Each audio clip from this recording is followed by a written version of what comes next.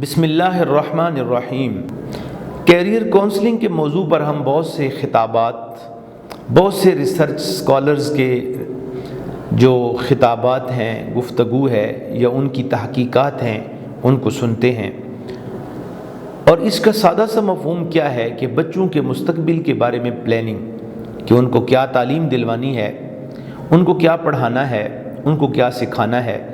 یہ وہ چیزیں ہیں، یہ وہ ساری چیزیں ہیں جو نبی کریم صلی اللہ علیہ وسلم کی احادیث مبارکہ میں بدرجہ اتم موجود ہیں۔ گرامی قدر، اگر ہم غور سے دیکھیں اور یہ بات روز روشن کی طرح ہماری اوپر عیاں ہو جانی چاہیے کہ معاشرے میں ہم اپنے بچوں کے ساتھ جتنا وقت گزارتے ہیں، کوئی استاد، کوئی پروفیسر، کوئی عالم، کوئی حافظ، کوئی قاری ہمارے بچوں کے ساتھ وہ وقت نہیں گزارتا۔ ہم اپنے بچوں کی تربیت نہ جانے تاخیر سے کیوں کرنا شروع کرتے ہیں۔ رسول کریم صلی اللہ علیہ وآلہ وسلم نے فرمایا کہ جب بچہ بولنے کے قابل ہو جائے تو آپ اس کی تربیت شروع کر دیں۔ کیریئر کونسلنگ کے حوالے سے چند چیزیں میں آپ سے عرض کرنا چاہتا ہوں کہ ہم جو کچھ کرتے ہیں، ہمارے بیٹے، ہمارے بچے وہ دیکھتے ہیں اور اپنے شعور میں اس کو بٹھا لیتے ہیں۔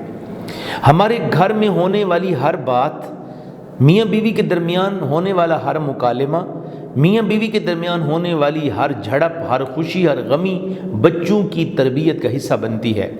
آئیے اگر ہم اپنا اٹھنا بیٹھنا شریعت کے مطابق کر لیں، اگر ہماری فکر میں مستقبل کی فکر موجود ہوگی تو ہمارے بچے بھی ایک تخلیقی مائنڈ کے ساتھ آگے بڑھیں گے۔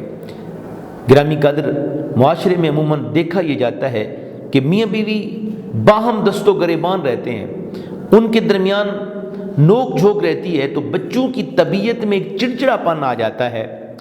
لیکن ہمیں یہ دیکھنا ہوگا کہ اگر یہ کام ہم کریں گے تو ہمارے بچے کبھی بھی اعلیٰ سے اعلیٰ دانشور کے پاس بیٹھنے کے بعد بھی وہ اس لیول کے ماہر نہیں بن سکیں گے، کیونکہ اصل جو درسگاہ ہے وہ ماں کی گود ہے۔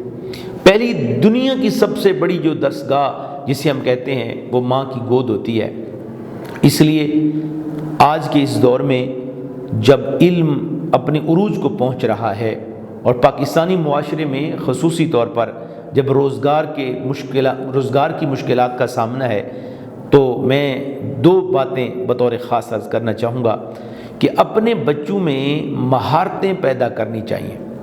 آپ کا بچہ جتنا بھی تعلیم یافتہ ہے، اس کے مائنڈ میں یہ بات کبھی بھی نہ لائیں کہ آپ کا علم، آپ کی تعلیم آپ کے لیے دولت مند بننے کا باعث بنے گی، بلکہ آپ اس کو یہ سمجھائیں کہ آپ کا علم، آپ کا ہنر، یہ آپ پر اللہ کا فضل ہے، یہ آپ کو ایک اچھا انسان بنائے گا۔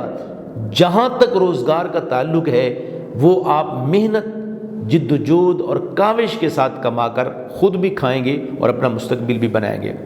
اور دوسری چیز جو ہم اپنے بچوں کو سکھائیں گے وہ ایمانداری ہے، کہ ہم بچوں کو سمجھائیں کہ وہ تعلیم ہے، وہ پڑھائی لکھائی ہے، وہ کوئی ملازمت ہے، کوئی کاروبار ہے، دنیا کا کوئی کام بھی کیوں نہیں، ہمیں چاہیے کہ ہم اس میں ایمانداری اختیار کریں۔